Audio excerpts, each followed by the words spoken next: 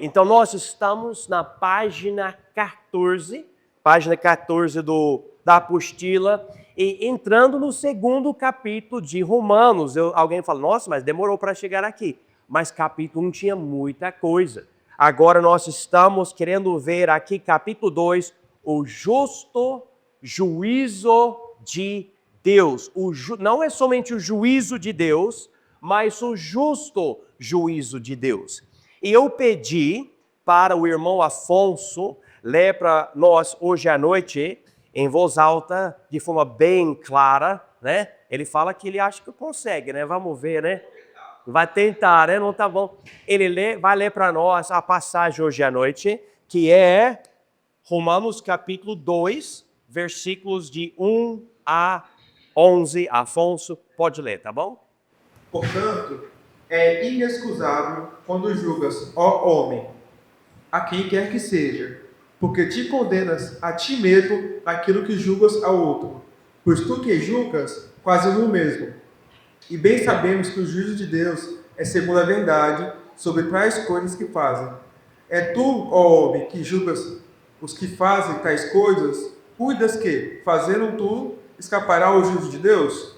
Ou desesperando tu as riquezas da sua benignidade e paciência e longanimidade, ignorando que a benignidade de Deus te leva ao arrependimento? Mas, segundo a tua dureza e teu coração impenitente, entoarás ira para ti no dia da ira e da manifestação do juízo de Deus, o qual recompensará cada um segundo as suas obras, a saber, a vida eterna aos que, com perseverança em fazer o bem, procuram a glória, honra e incorrupção, mas a indignação e a ira aos que são contenciosos, desobedientes à verdade e obedientes à iniquidade, tribulação e angústia sobre toda a alma do homem que faz o mal, primeiramente do judeu, também do grego. Glória, porém, honra e paz a qualquer que pratica o bem, primeiramente ao judeu e também ao grego, porque para com Deus não há acepção de pessoas. Muito bem, Afonso, muito bem, obrigado. Então, o que aconteceu? Em capítulo 1 de Romanos, Paulo estabeleceu que todos nós somos pecaminosos. E não somente com alguns pecadinhos, mas até os pecados comuns que a gente comete, que vamos dizer, todo mundo comete, são dignos de morte. Então, eu quero que vocês compreendam muito bem comigo o que Paulo estabeleceu. Eu não somente, fiz algumas coisas erradas, né? Uma falha inocente. O meu pecado é algo que eu cometi, todos os pecados, na verdade, foram uma demonstração que eu rejeitei quem Deus é. Cada vez que você peca é uma rejeição do conhecimento de Deus. Então Deus diz, por causa disto, eu já me revelei para vocês através da criação, então vocês são dignos de morte. Ele estabelece isso fortemente em capítulo 1. Agora, notem a primeira palavra em versículo 1 de capítulo 2. Ele fala, portanto. Portanto, é uma palavra que liga o que foi anteriormente falado e agora ele vai ligar isso com o que é falado aqui em capítulo 2. Então ele fala, portanto, és inexcusável quando julgas, ó homem, quem quer que sejas, porque te condenas a ti mesmo naquilo em que julgas a outro, pois tu que julgas fazes o mesmo. E nós vamos lidar com essa ideia hoje à noite de julgar os outros, entre várias outras coisas, que vão manifestar para nós como nós somos muito culpados diante de Deus. Mas antes de entrar nos detalhes de cada versículo, vamos chegar aqui nos parágrafos, tem 2 aqui, de introdução, e eu vou ler para vocês, tá bom? Então, página 14, na introdução. Após estabelecer a condenação universal da humanidade no capítulo 1, o apóstolo Paulo, no capítulo 2, desmantela metodicamente toda e qualquer tentativa humana de escapar desse veredito. A palavra, portanto, serve como uma dobradiça, conectando a depravação descrita no final do capítulo 1, diretamente ao leitor que, até então, poderia se sentir um espectador justo. Paulo confronta a tendência humana de julgar os outros, argumentando que o próprio ato de julgar nos torna inexcusáveis.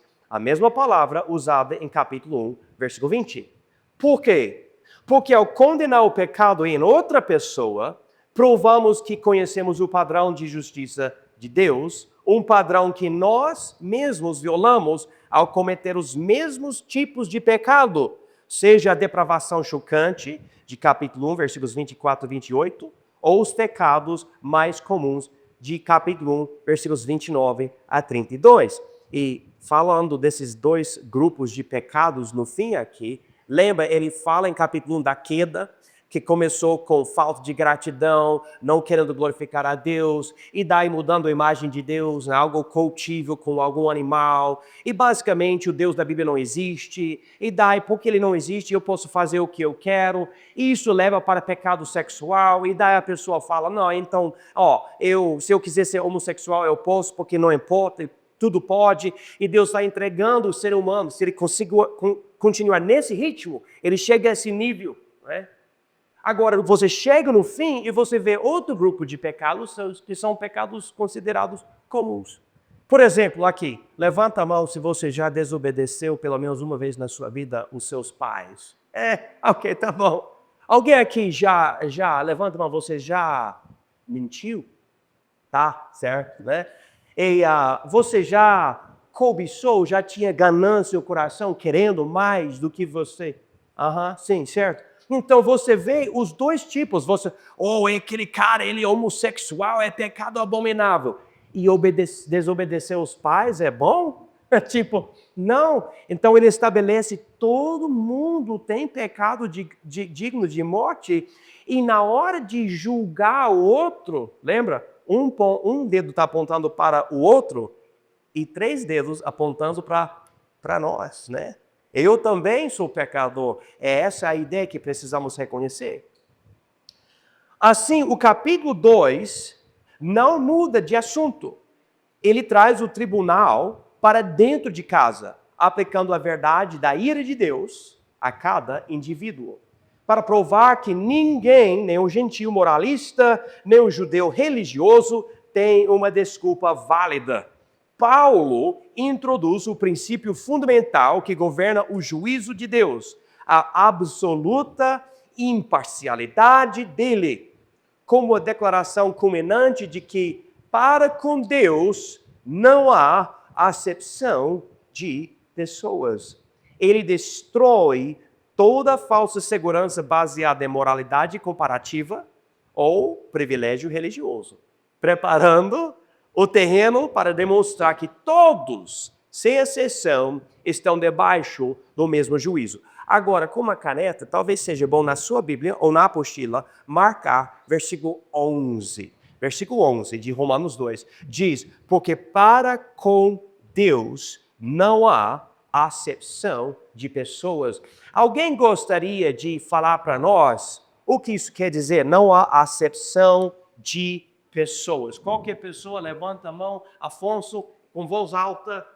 Não há diferença para pessoas diante de Deus. Exato, não há diferença de pessoas diante de Deus. Todos nós somos iguais, mas o ser humano não acredita nisso. Nós não acreditamos. Quem já ouviu a palavra classismo? Quem já ouviu a palavra racismo? Quem já ouviu a palavra sexismo? Quem já, como pecador, você viu outro pecador pecando e você, que isso? Como se você mesmo não tivesse nenhum pecado na sua vida. né? E Paulo está dizendo, olha, só, peraí, calma, está errado algo aqui, né? E muita pessoa não percebe que é digna de morte por causa de pecado, porque fica julgando os outros. É um problema severo, severo. Paulo está dizendo, olha, é um grande problema. Muitas vezes a gente fica assim, apontando para todos os outros, julgando, a polícia não faz o certo, o professor na escola não faz o certo, essa pessoa na igreja não faz o certo, o pastor não faz o certo, meu filho não faz o certo, meu pai não faz o certo. Está todo mundo errado. E você? Não? Você está bem? Ei, pergunta de novo para vocês. Se Jesus, o Filho de Deus, inocente e perfeito, morreu por seus pecados, levanta a mão. Então, nosso pecado é ruim. Se você falar isso, você está admitindo a gravidade da malignidade do seu próprio pecado. E eu admito para vocês, o meu pecado é assim. Então, nós vamos ver aqui que Deus julga todos os homens. E a gente vê isso em versículos de 1 a 11. E vocês vão ver aqui comigo, primeiramente ele julga segundo a verdade, versículos 1 a 5. E na página 15 vocês vão ver aqui, ele julga segundo as obras, versículos 6 a 11. Agora, eu vou ensinar, e é difícil para mim ficar lendo a apostila e lendo a passagem. É difícil. Eu posso ficar lendo tudo, mas eu gosto muitas vezes de só falar mesmo. E vocês podem voltar para essas coisas aqui. Mas vamos ver a passagem. A gente vai analisando o texto. Se quiser, pode marcar umas coisas com a sua caneta por volta da passagem, colocando uma linha por baixo de palavra-chave, qualquer coisa. Mas vamos ver primeiramente que Deus julga todos os homens segundo a verdade. Ok? Isso é muito importante. Segundo a verdade. Não segundo o meu jeito de querer falar. Por exemplo, você fala algo meio duro para alguém. E alguém fala para você, nossa, mas você foi muito duro. E na hora você fala, não foi, eu falei assim. E todo mundo sabe que você não fala assim. Você falou de outro jeito, mas você procura até se convencer que você não falou do jeito que você falou, né? E a pior mentira que nós acreditamos é muitas vezes a mentira sobre nós, quem nós somos. A gente acredita, não, mas eu estou aqui, ó. E Jesus fala, ei, mas eu morri por você. Não esqueça disso. Você é pecador. Você é pecador. Então vamos chegar aqui, primeiros versículos 1 a 5. Ele fala, versículo 1, portanto, és inexcusável quando julgas, ó homem, quem quer que sejas, porque te condenas a ti mesmo naquilo em que julgas a outro, pois tu que julgas fazes o mesmo. Então, vocês podem notar essa expressão aqui, quem quer que sejas, ou seja, qualquer homem, não importa quem você é, sua idade, sua religião, qualquer pessoa. Quando você julga o outro, você esquece que você faz a mesma coisa. Você comete os mesmos pecados. Você é também pecador. Então ele fala porque te condenas a ti mesmo naquilo em que julgas a outro. Em outras palavras, quando você fala, olha, aquele pecado é pecado mesmo. Sabe o que você está falando? E quando você comete, é também pecado na sua vida. Cada vez que, mas está errado isso, não deve fazer isso. Então você está falando, e você também não deve fazer a mesma coisa.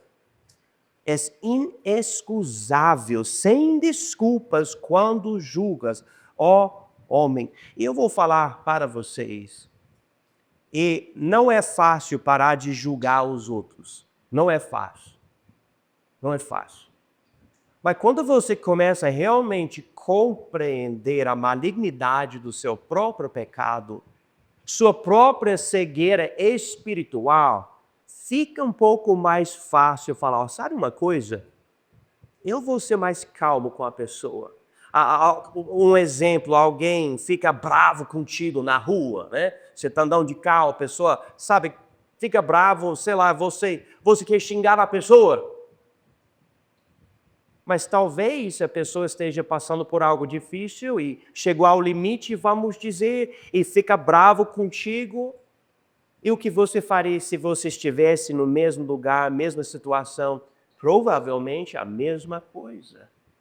E quando a gente quer paciência demonstrada para conosco, a gente deve também mostrar essa mesma paciência para com os outros, porque todos nós somos pecadores. Às vezes alguém julga a gente e a gente fica, mas você sempre está querendo falar mal de mim e tudo. Mas o que você quer que eu fale? Que você é perfeito e sem pecado? Não, todo mundo tem pecado. Então a gente tem que entender essa realidade. Agora, versículo 2. E bem sabemos que o juízo de Deus é segundo a verdade sobre os que tais coisas fazem. Agora, marque essas palavras. Segundo a verdade. Eu posso ter uma certa avaliação sobre mim. O mundo pode falar algo sobre mim, quem eu sou. O diabo pode me acusar de várias coisas. Mas a verdade é, quando Deus julga, é segundo a verdade. Ele não erra. Ele sabe de tudo que você faz, tudo que você fala, tudo que você pensa. E você pode procurar se convencer que você não é tão ruim, mas ele sabe a verdade. Ele sabe. E quando você chegar na presença dele para ser julgado, você não vai poder enganar a Deus. Porque ele sabe de tudo. Então é segundo a verdade. Versículo 3. E tu, ó homem, que julgas os que fazem tais coisas, cuidas que fazendo-as tu, escaparás ao juízo de Deus. E, irmãos, vocês podem notar aqui versículo 3, porque ele está lidando com uma situação bem complicada. Eu vou tentar explicar, mas é isso que acontece. Como ser humano, a gente às vezes tem a ideia, quando a gente está no momento de julgar o outro, que nós somos justos. Tipo, você está vendo como ele está errando? E o outro fala, é verdade, é errado mesmo. Ele olha como que está agindo, o que ele está fazendo, é errado. E os dois que estão julgando, naquele momento, percebendo o erro e não cometendo aquele erro naquele momento, estão se sentindo bem. Eu estou bem aqui, eu não faço o que ele faz, né? Que coisa errada. Ele é assim, né? E a gente não faz. Mas ele está dizendo aqui, mas calma, peraí. Mas você está dizendo que você não faz a mesma coisa? Que você, em outras palavras, não peca? Na verdade, irmãos, quando a gente julga, a gente deve na hora calar a boca e pensar, peraí, o que eu estou fazendo? Eu também sou pecador. Por que eu estou falando desse jeito?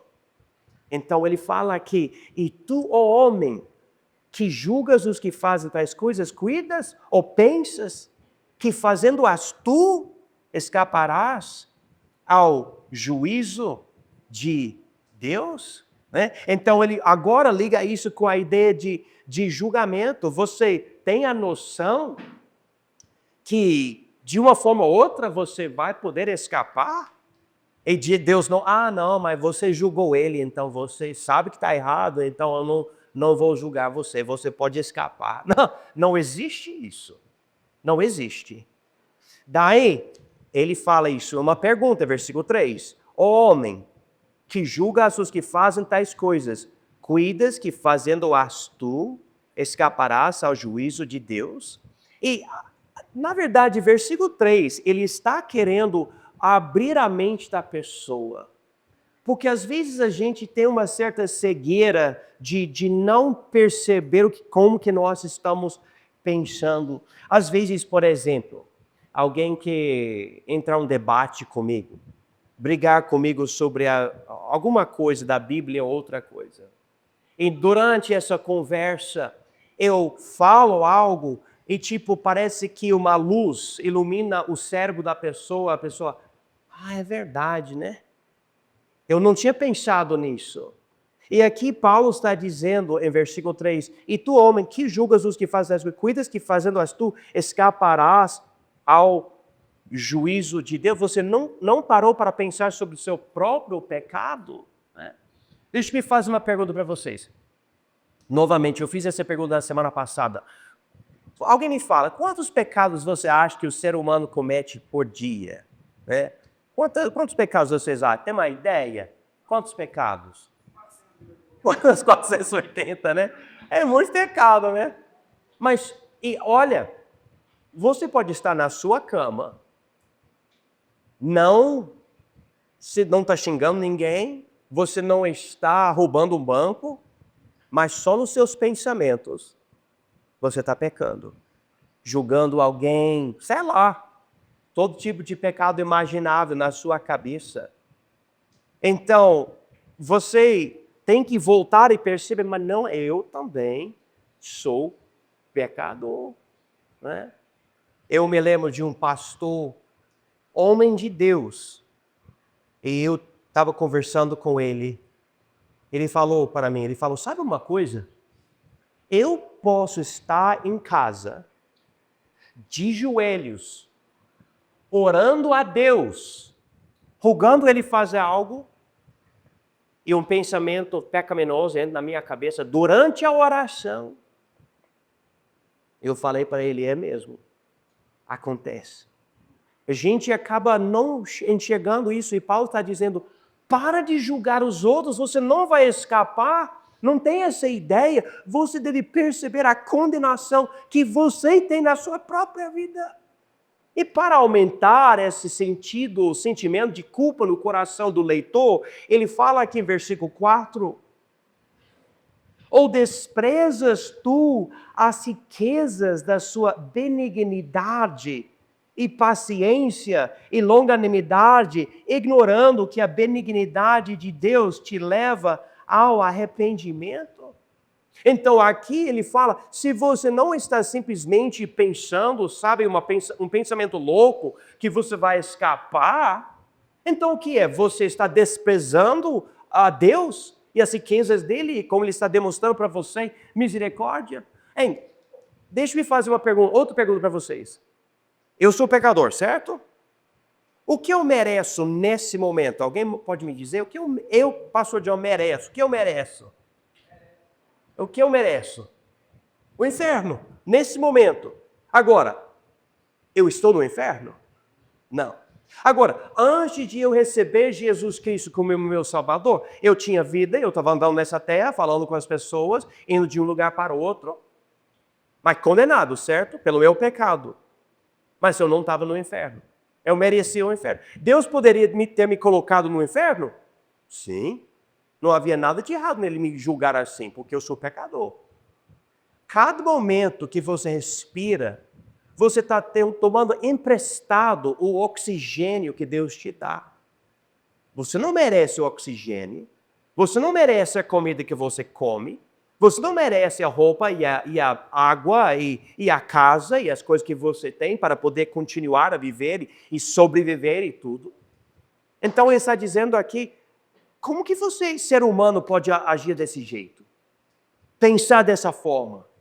Você é tão pecaminoso, você esquece que é pela pura benignidade, a pura misericórdia de Deus que você sobrevive até hoje, para Deus te dar uma chance de se arrepender.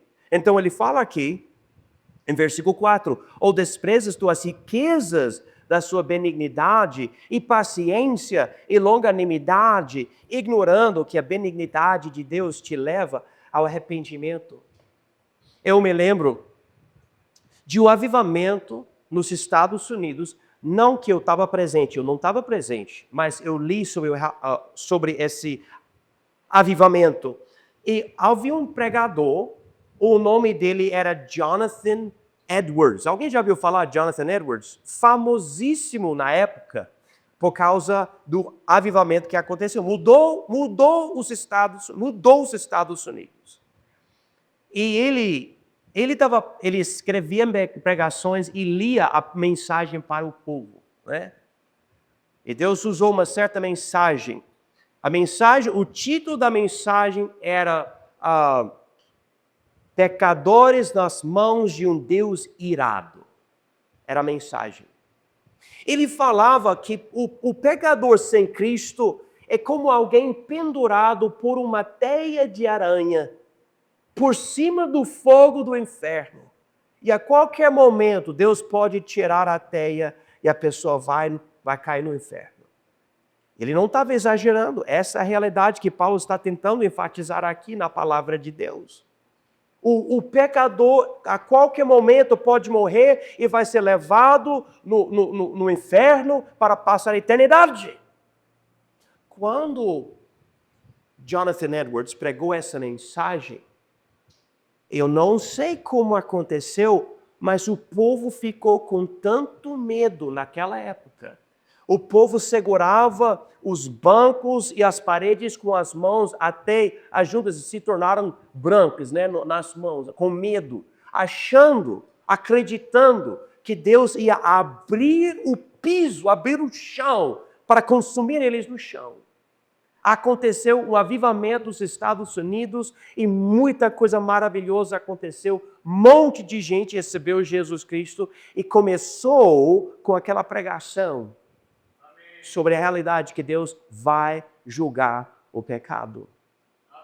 Vocês podem ler comigo em casa Lucas 16, que fala sobre o homem rico que ele maltratava o homem pobre, Lázaro, e ele morreu, ele foi enterrado, mas a Bíblia diz que ele abriu os olhos no inferno e olhava para o outro lado, do outro lado do abismo, ele estava nos tormentos no inferno. Jesus contou isso. Mas Jesus, ele é o Filho de Deus, e ele amou, ele ama a gente, ele ama de tal forma que ele fala que Deus vai julgar o pecado. Paulo aqui nessa passagem, eu quero que vocês entendam muito bem, está procurando com muita intensidade deixar o leitor que não tem Jesus com um pavor no coração. Deus vai julgar o meu pecado, eu preciso parar de julgar aos outros. Eu sou condenado, eu sou pecaminoso. E a gente hoje em dia, nós sabemos que nas igrejas é raríssimo ouvir alguém pregar dessa forma. Hoje em dia a pregação é sobre o quê? Prosperidade, coaching, vida melhor, né? As bênçãos de Deus, né? A melhor versão de você. Peraí. Mas a Bíblia diz que há um Deus irado. Inclusive foi a ira de Deus que ele falou, mencionou e pregou em capítulo 1. Agora, dizendo isso, note aqui, versículo 5. Mas, segundo a tua, ele está falando ao homem novamente, segundo a tua dureza e o teu coração impenitente, entesouras ira para ti no dia da ira e da manifestação do juízo de Deus. Note essa expressão aqui, entesouras ira. Quando é para você ter um tesouro no céu, o pecador sem Cristo está acumulando ira, a ira de Deus contra si. Às vezes o ser humano tem a ideia, não, mas se todo mundo está cometendo o mesmo pecado, então Deus não vai me julgar, porque todo mundo faz isso. Você acha que Deus pensa dessa forma? Ele é sempre contra o pecado. Se você continua a pecar, é mais ira, e mais ira, e mais ira. E se todo mundo ficar de mãos dadas contra Deus e fala, a gente vai fazer isso e o Senhor não pode nos julgar. Será que Deus não pode julgar o ser humano por ficar desse jeito? Será que a soberba do homem é mais poderosa do que o Deus irado? Não. Deus vai julgar. Vocês e eu, nós podemos falar, mas eu não acredito no inferno. Então a gente não acredita na palavra de Deus. Mas eu não acredito que pessoas estão no inferno. Mas a Bíblia diz que pessoas estão no inferno nesse momento. Gritando, clamando e chorando. Porque não tem Jesus como Salvador. Julgado justamente por causa do pecado. A ira de Deus dando combustível para a própria chama do inferno. E a gente às vezes lida com o cristianismo como se fosse uma brincadeira. A gente não está nem aí, a gente não evangeliza, Muita pessoa até frequenta a igreja e não recebe Jesus, acha, não, mas olha, não é, sabe, não é tão assim importante. E vive desse jeito. E Paulo está dizendo aqui, preste atenção. Porque tu, com ele fala aqui, coração impenitente, que quer dizer, você não tem arrependimento, então tu entesouras ira para ti no dia da ira e da manifestação do juízo de Deus. Que quer dizer que nesse momento, você não vê nada. Você não vê o inferno, você não morreu, você está, vamos dizer, de boa. E o tempo inteiro Deus está dizendo, o dia da ira e da manifestação do juízo de Deus está chegando. Está chegando. Não é brincadeira. Versículo 6. O qual recompensará cada um segundo as suas obras. Então essa é a segunda parte. A primeira parte é segundo a verdade. Ninguém vai poder enganar a Deus. Agora, essa segunda parte é segundo as suas obras. Deus vê tudo que a gente faz e Deus não vai julgar qualquer pessoa completamente inocente no inferno. E Deus não vai colocar no céu qualquer pessoa que tenha algum pecado. Não vai. Agora, eu quero que vocês prestem atenção, porque essa passagem aqui, que nós vamos ler, pode confundir muito. Se você isolar versículos de 5 a 11, aqui na passagem, ou 6 a 11, você vai chegar à conclusão que para poder ir para o céu, você tem que ter boas obras. Mas Paulo fala no mesmo livro de Romanos, a salvação não é pelas obras, é por meio da fé. Mas aqui ele está querendo enfatizar, bom, se você acha que você é tão bom, então eu quero falar para você, se é pelas obras que você quer andar para chegar no céu, então você vai ter que andar sem errar. Você não pode ter pecado nenhum. Tem que andar perfeito, de acordo com o padrão altíssimo de Deus, a lei dele. Então ele diz aqui, em versículo 6, o qual recompensará cada um segundo as suas obras, a saber, versículo 7, a vida eterna aos que com perseverança em fazer bem procuram glória, honra e incorrupção. Então ele fala, olha, se você persevera em fazer bem, você sempre está querendo glorificar a Deus com sua vida, e você não comete pecado nenhum desse jeito, então sabe uma coisa? Deus vai te dar a vida eterna.